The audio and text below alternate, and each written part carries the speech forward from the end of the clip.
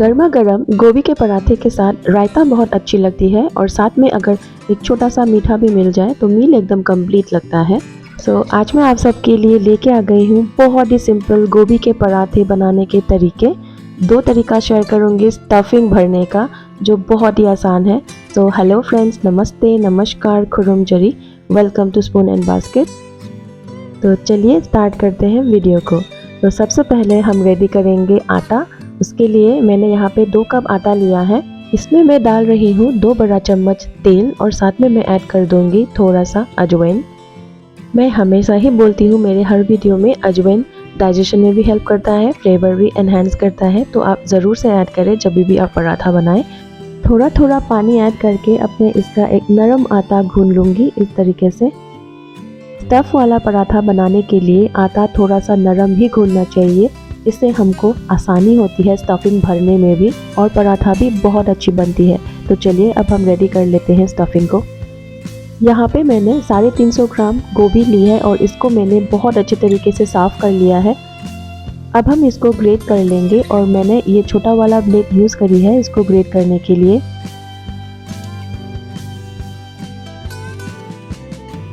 ये देखिए मैंने सारा ग्रेट कर लिया है और आप देख सकते हो बहुत बारीक बारीक ग्रेट करके निकला है।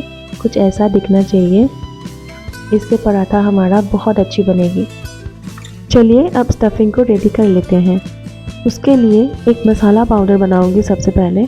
तो यहाँ पे मैं ले रही हूँ 1 छोटा चम्मच जीरा, 1 बड़ा चम्मच धनिया और 10 से 12 काली मिर्च। इन चीज़ों को मैं अच्छे से भून लूँगी 2 से 3 मिनट के लिए मीडियम फ्लेम पर और उसको ठंडा होने के बाद एक पाउडर बना लूँगी। उसी पैन में अब मैं यहाँ पे ऐड कर रही हूँ 2 बड़ा चम्मच तेल और इसमें मैं ऐड कर रही हूँ हाफ टी स्पून जीरा, थोड़ा सा हींग, हाफ टी स्पून बारीक कटा हुआ अदरक और 2 हरी मिर्च बारीक कटा हुआ। इन सभी चीज़ों को 1 मिनट के लिए भून लें और ऐड कर दें गोभी। मिक्स कर लें अच्छे से और 1 मिनट भून लेने के बाद अब हम ऐड कर देंगे नमक स्वाद अनुसार, 1/4 टीस्पून हल्दी पाउडर और जो मसाला हमने पीस के रेडी किए थे उसको डाल देंगे यहाँ पे। मिक्स कर लें अच्छे से। बहुत ज़्यादा पकाने का ज़रूरत नहीं है स्टफिंग को, हम लोग पराठे के साथ इसको पकाएंगे। ऐसे थोड़ा सा भून लेने से गोभी के अंदर जो भी मॉइस्चर है वो भी हट जाएगा और पराठे हमारे बहुत अच्छे बनेंगे। 15 मिनट हो चुके हैं पूरे प्रोसेस में। तो अब हम चेक कर लेते हैं हमारे डो को भी। ये देखिए हमारे डो ऑलरेडी फूल चुके हैं पहले से। पराठा रेडी करने के लिए एकदम तैयार है। अब हम इसको फिर से थोड़ा सा मसल लेंगे अपने हाथों से और जितना पराठा आपको चाहिए उतना लोई आप ऐसे निकाल के रख लेंगे। तो मैं यहाँ पे आप सबके साथ 2 तरीका शेयर करूँगी स्टफिंग भरने का। तो पहला तरीका देख लेते हैं। तो पहले तरीके के लिए मैंने यहाँ पे थोड़ा सा आटा डस्ट किया है और एक छोटा और मोटा गोल बना लेंगे ऐसे। अब हम स्टफिंग को ले लेंगे और इसका सेंटर में ऐसे रखेंगे जितना स्टफिंग आपको चाहिए। पराठा टेस्टी बनाने के लिए आप स्टफिंग जितना ज़्यादा भरोगे उतना अच्छा पराठा आपका बनके रेडी होगा।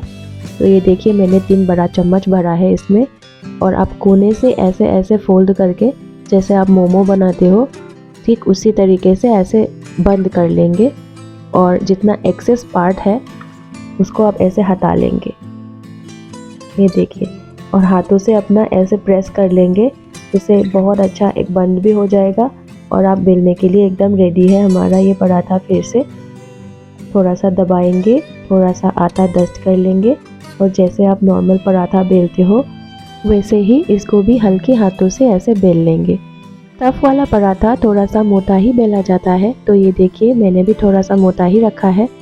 दूसरे तरीके के लिए अब हम आटे का एक लोई लेंगे और उसका एक छोटा सा कटोरा बना लेंगे हाथ से दबा दबा के ऐसे। ये देखिए छोटा सा कटोरा बन चुका है। अब इसके अंदर अब हम लोग भर देंगे स्टफिंग। चम्मच की हेल्प से ऐसे दबा दबा के आप स्टफिंग को भरिएगा जिससे कि ये अंदर चला जाए पूरा। और उसके बाद इसका जो कॉर्नर्स है ऐसे पकड़ेंगे और ऐसे बंद करते जाएंगे। अपनी उंगली से स्टफिंग को अंदर दबाएंगे और बाहर वाला ऐसे बंद करते जाएंगे। तो रेडी है हमारा सेकंड वाला पराठा भी बेलने के लिए। हाथों से ऐसे थोड़ा सा दबा दबा के इसको बड़ा कर लीजिएगा थोड़ा सा आटा डस्ट कर लेंगे और जैसे नॉर्मल पराठा बेलते हैं वैसे ही इसको भी बेल के रेडी कर लेंगे। दोनों तरीकों में से कोई भी तरीका आप ट्राई कर सकते हो, दोनों ही बहुत इजी है। ट्राई ज़रूर से करिएगा अपने घर में, बहुत टेस्टी बनती है ये पराठा। चलिए अब हम सेक लेते हैं पराठे को। तवा गरम होने के बाद अब सीधा पराठे को ऐसे डाल देना बिना तेल दिए। दोनों साइड अच्छे से सेक लेने के बाद अब ऊपर वाले साइड में ऐसे थोड़ा सा तेल लगा लेंगे और इसको फ्लिप कर लेंगे और सेकंड वाले साइड को भी तेल लगा लेंगे। सारा ही प्रोसेस आपको मीडियम फ्लेम में करना है, हाई फ्लेम में भी नहीं करनी है और एकदम लो भी नहीं रखना है आपको। फ्लेम हमेशा मीडियम ही रखें पराठा सेकने के लिए, तो बहुत अच्छी पराठा बन के रेडी होती है। ऊपर वाला पोर्शन बहुत क्रिस्पी बनती है और अंदर में एकदम नरम रहती है आपकी स्टफिंग। बहुत अच्छी पराठा बन के रेडी होती है। पराठे के साथ रायता की कॉम्बिनेशन बहुत अच्छी जाती है, तो मैंने यहाँ पे सिंपल रायता के साथ सर्व करी है। अब चाहो तो इसको टोमेटो चटनी के साथ भी सर्व कर सकते हो, वो भी बहुत अच्छा लगता है। रेसिपी अच्छी लगी हो तो वीडियो को लाइक ज़रूर से करिएगा, शेयर करिएगा, सब्सक्राइब करिएगा मेरे चैनल को। मैं मिलती हूँ आपसे मेरे नेक्स्ट वीडियो में विद अनदर इंटरेस्टिंग वीडियो। तब तक के लिए थैंक्स फॉर वॉचिंग, बाय।